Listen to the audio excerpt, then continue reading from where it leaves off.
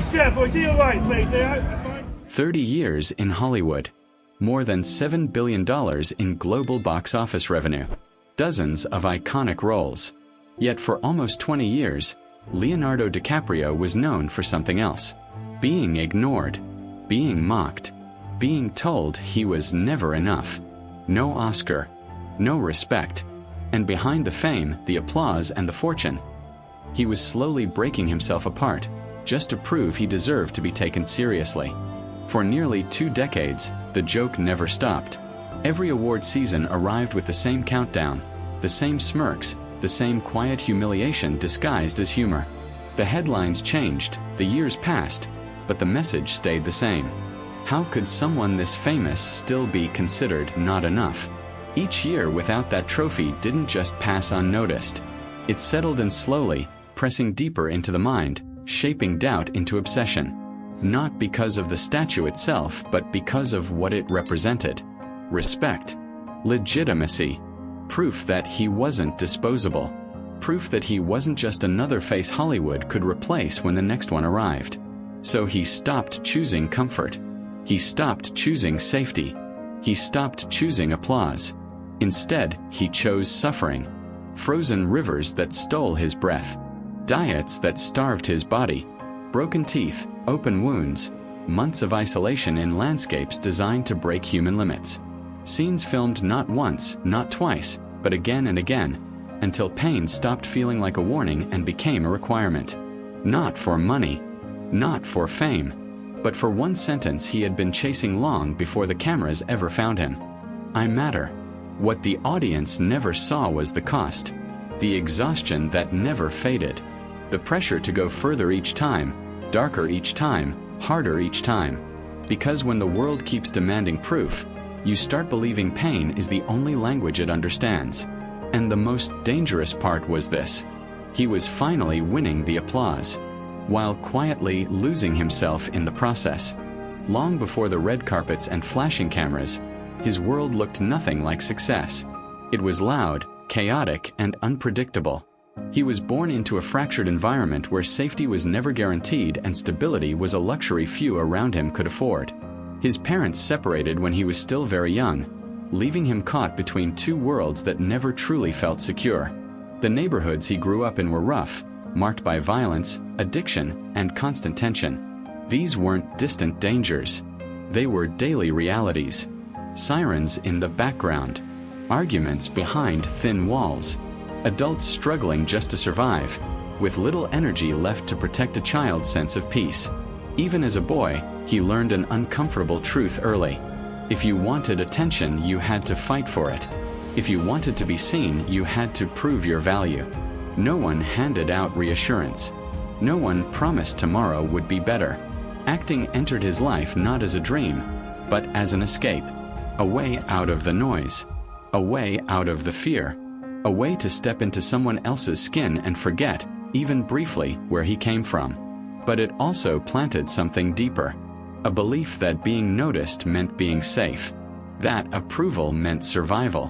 While other children learned how to relax into themselves, he learned how to perform. How to read a room. How to adapt. How to become whatever was needed in that moment. Those skills would later make him extraordinary on screen. But they also left behind a quiet wound. Because when your sense of worth is built on being seen, being ignored becomes unbearable. And when approval becomes oxygen, the fear of losing it can shape every decision you make. By the time the world discovered him, that fear was already there. Silent, patient, waiting. When his career began, it didn't arrive with applause or certainty. It began in waiting rooms that smelled of old carpet and nervous sweat. In casting offices where decisions were made in seconds, long before he had the chance to speak. He learned early that auditions were not conversations. They were judgments. He was talented even then. Directors noticed it. Casting agents commented on it. But talent alone never quieted the unease growing inside him. Each opportunity felt temporary, conditional, fragile, as if one wrong performance could erase him completely. Early roles came slowly. Small parts. Short appearances. characters that passed through the screen without leaving a trace. Every job felt like a test, and every test felt final. So he over-prepared. He studied harder. He watched the people around him learning how to adapt, how to disappear into expectations. Being himself felt risky. Becoming what others wanted felt safer. Success came young, but not cleanly. With every step forward, he felt another invisible label settle over him. The compliments always landed in the same place. His face, his charm, his presence, rarely his depth, rarely his discipline, and that imbalance stayed with him. Inside, a quiet fear took shape. If they only see the surface, they'll never see the work. And if they never see the work, I am replaceable. So he chased difficulty instead of comfort. He chose roles that required transformation, even when the industry advised against it. Not because it was strategic, but because it felt necessary. Because somewhere inside, he believed that struggle might finally reveal what fame kept hiding. By the time the world began paying attention, he already felt behind, already chasing something unnamed, already convinced that simply being successful was not enough. He didn't want to be seen. He wanted to belong, and that need would quietly follow him into every role that came next. Fame didn't arrive quietly. It crashed into his life with a force that left no room to breathe. Overnight, his face was everywhere. Billboards, magazine covers, movie posters stretching across entire city blocks. Fans screamed his name as if it were a promise. Cameras followed every step, every glance, every mistake. To the outside world, this was the moment everything changed. The dream fulfilled. The proof that he had made it. But inside, something fractured. Because fame did not feel like arrival. It felt like exposure. The more visible he became, the more trapped he felt inside an image he didn't create and couldn't control. An image polished by studios, shaped by headlines, simplified into something easily consumed. He was no longer just an actor. He was a symbol. And symbols don't get the benefit of complexity. The industry praised his success, but quietly withheld its respect. Performances were applauded, then diminished with a familiar undertone. Impressive, but not transformative. Popular, but not profound. Each compliment arrived with a ceiling attached, and he felt it every time he tried to push higher. What hurt most wasn't the criticism. It was the dismissal disguised as praise.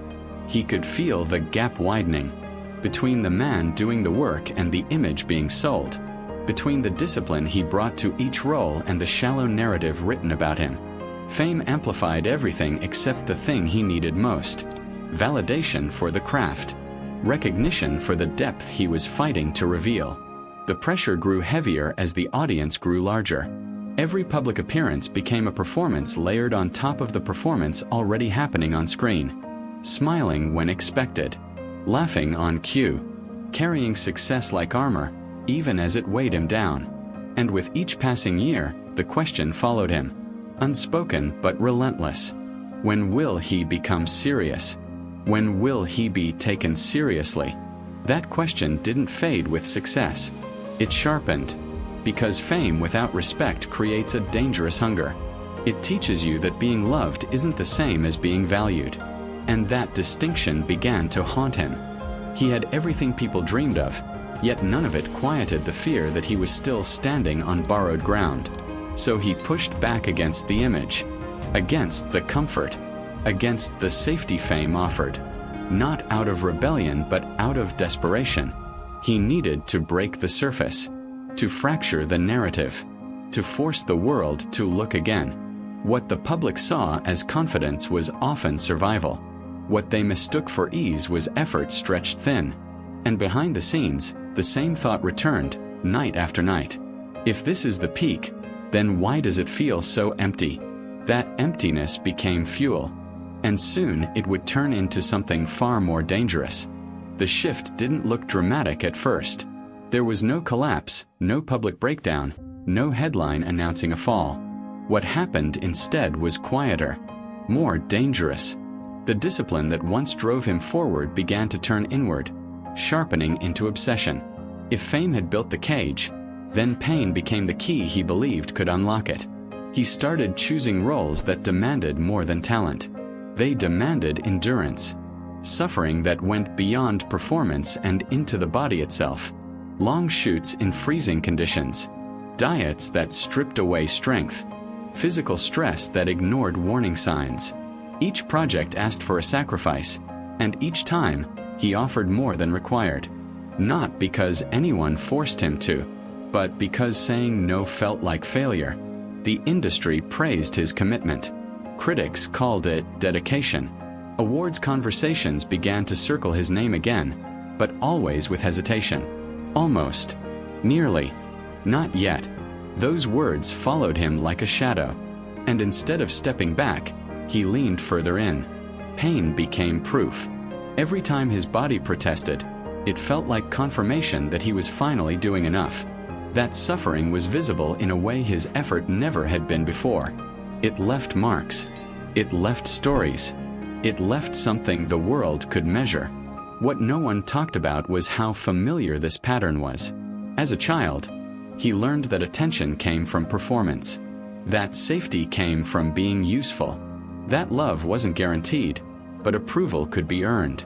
Years later, the stage had changed, but the lesson remained the same. If you want to stay, you must prove your worth again and again. The applause grew louder, but the relief never followed, because the goal kept moving.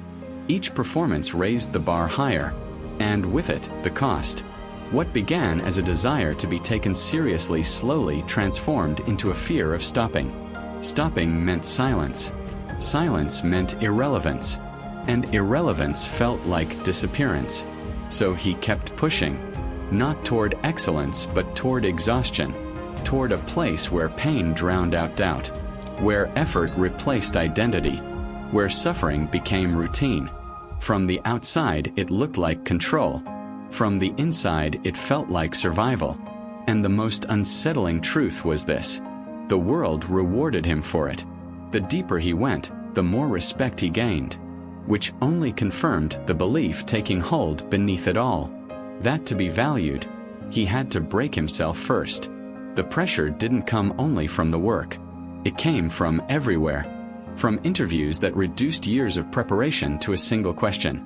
From headlines that framed his career as a waiting game. From jokes that turned a human being into a running punchline. Every awards season reopened the wound. The cameras caught smiles. The applause filled the rooms.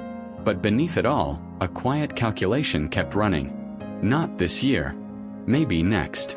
Almost enough. Still short. Those words repeated until they stopped sounding external and started living inside him. The work intensified. So did the isolation. Long stretches away from anything familiar. Sets that blurred into wilderness. Days measured by endurance rather than time. Nights where exhaustion made thinking impossible. But rest never came. The body weakened. The mind followed. There were moments when the lines between character and self disappeared. When pain stopped feeling temporary and began to feel personal. When suffering was no longer something he portrayed, but something he carried off camera into silence. The world called it transformation. He felt it as erosion. And then came the exhaustion that no amount of discipline could mask. Not the kind that fades with sleep, but the kind that settles into the bones. The kind that turns motivation into numbness. The kind that makes even success feel distant, unreal, undeserved. He had done everything the world asked of him. More even. He had sacrificed comfort, safety, health, and certainty. He had pushed his body to extremes most people would never accept. And yet the question still lingered. What if it's never enough? That thought was heavier than any role, because it threatened to expose the truth he had been avoiding. That approval could never fill what insecurity kept empty. That respect earned through pain still came with conditions. And that chasing validation had quietly replaced knowing himself. This was the closest he came to losing direction entirely. Not publicly, not dramatically, but internally, where collapse is harder to detect and easier to ignore. The kind of collapse that doesn't shatter you in one moment, but wears you down over time. And in that space, stripped of adrenaline and expectation, a different realization began to surface. If being taken seriously required self-destruction, then the cost was too high. That realization didn't arrive with relief. It arrived with grief. Grief for the years spent chasing something that could never heal him.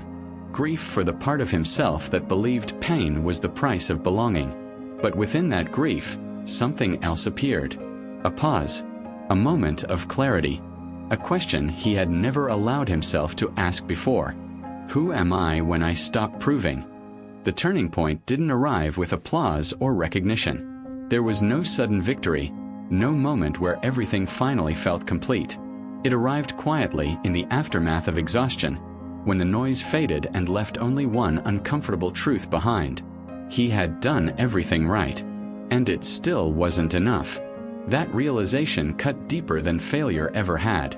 Because failure offers direction. It tells you what to fix, what to change, what to improve. But this was different. This was the moment he understood that the problem was never his effort. It was the reason behind it. For years, he had been chasing respect as if it were a destination. As if reaching it would finally allow him to rest, to feel secure, to stop questioning his place in the world. But standing there, worn down and emptied out, he saw the flaw in that logic. Respect given conditionally can always be taken away, and a life built on proving never truly belongs to the one living it. This wasn't surrender. It was recalibration. He began to question his choices with a different lens. Not asking what would impress, but what would matter. Not what would silence critics, but what would feel honest. Slowly, the need to punish himself through work began to loosen its grip. The shift was subtle. Fewer decisions driven by fear. More guided by intention. Less urgency to dominate narratives. More willingness to let silence exist without filling it with effort. For the first time, he allowed himself to separate identity from outcome. To understand that craft does not require suffering to be valid. That commitment does not need destruction to be visible. That value does not increase with pain. This was the real rebirth. Not a comeback defined by trophies, but a return to self.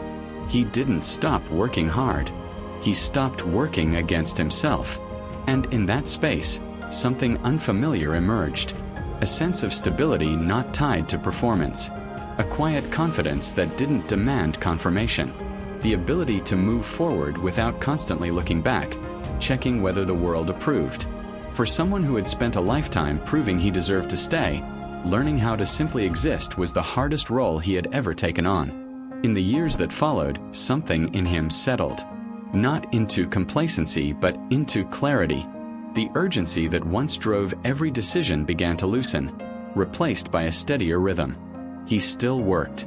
He still prepared with precision. But the work no longer carried the weight of survival. His presence changed. Quieter. More deliberate.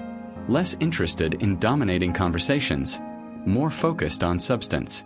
Where there was once a need to be seen, there was now a comfort in choosing when to speak and when to step back. Success stopped feeling like a verdict and started feeling like a tool. This shift reshaped his legacy. He became known not only for performances, but for intention, for choosing stories that carried consequence, for lending his platform to causes larger than his own image, for understanding that influence, when used carefully, could outlast applause. The industry noticed the change. So did audiences. There was a different gravity to his work now. Less strain, more truth. The kind of confidence that doesn't announce itself, but is felt in restraint. What mattered most was not how he was perceived, but how he perceived himself. The endless measurement against others faded. The fear of being replaced lost its power. In its place grew a quieter responsibility, to use what he had earned without letting it define him. Legacy, he learned, isn't built in moments of triumph. It's built in consistency, in the choices made when no one is watching, in the willingness to stand for something even when it doesn't add to the myth. He no longer needed to prove that he belonged. He had already stayed. And now, he could choose what staying meant. The story had moved beyond fame, beyond trophies, beyond validation. It had become about impact. This story was never about awards. It was never about box office numbers, headlines, or how loudly the world applauded.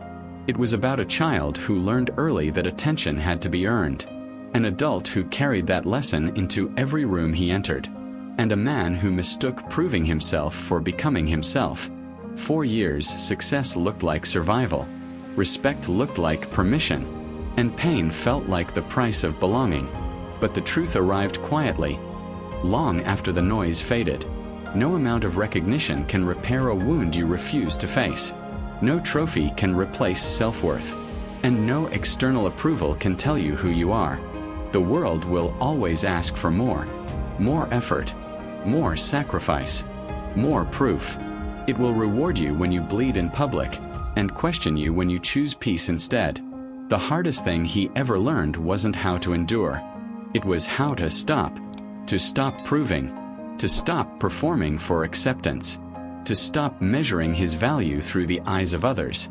Because success without self-understanding is fragile, and achievement without identity is empty. This isn't just his story.